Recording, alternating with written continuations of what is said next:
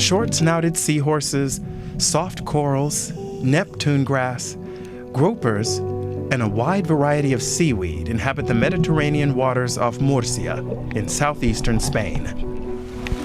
With 73 kilometers of coast and the biggest saltwater lagoon in Europe, it's a paradise for recreational fishing.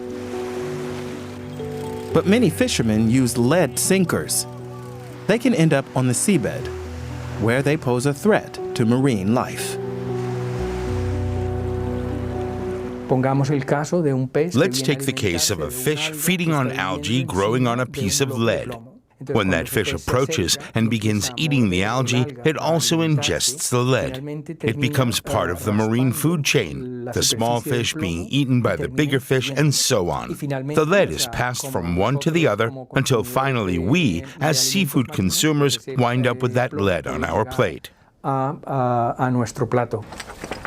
Some fishers are starting to use alternative sinkers made of ceramic or zinc. But the UN estimates some 640,000 tons of fishing gear, including hazardous metals, still ends up in our oceans each year. To combat the problem, volunteers from Hippocampus, an organization focused on the conservation of short-snouted seahorses, have launched the Plumbum project. Plumbum es una idea. Plumbum is a project born after so many dives, where we saw so much rubbish made from metal, from lead, used in sport fishing and professional fishing. Nets loaded with lead sinkers, for example.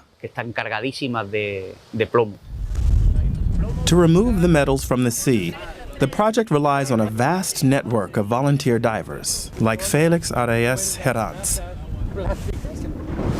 Today, he's joining a cleaning expedition at Cabo de Palos, a seaside village in one of the most biodiverse areas in the Mediterranean basin. We're going to collect lead from the sea floor, mainly marine weights and hooks from fishing gear. Small pieces that settle on the bottom and get half buried. Let's see if we get lucky.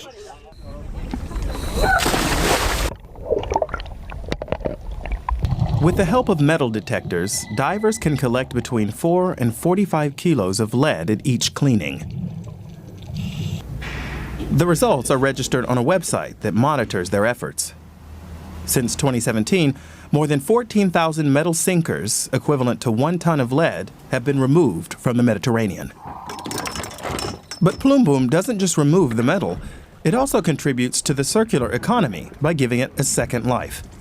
Thanks to public funds and private contributions, 200 containers have been distributed at diving centers and yacht clubs along the coast. Here, all divers can deposit pieces they've salvaged. We put the lead here. Then the association collects it and takes it to the companies we have an agreement with. They can recycle the metal so it can be used again in batteries, for example. Once the containers are full, the project coordinators bring them back to the Heavy Metals Recovery Center. To date, they've delivered more than 900 kilos for recycling. Apart from lead, other garbage, such as plastic, cans, and glass, is harming the marine ecosystem. Normally, only divers see the damage firsthand. So Plumbum members also organize photo exhibitions to raise awareness and reveal the underwater reality. El que no bucea no sabe. People who don't dive can imagine what is underwater, but they don't really know. So if we show them photos and explain to them the consequences of having garbage in the sea, they become more aware. In addition to encouraging the use of sustainable sinkers, Plumbum is working with governments to implement eco-friendly marine policies. And it's appealing to all people to stop throwing trash into the sea.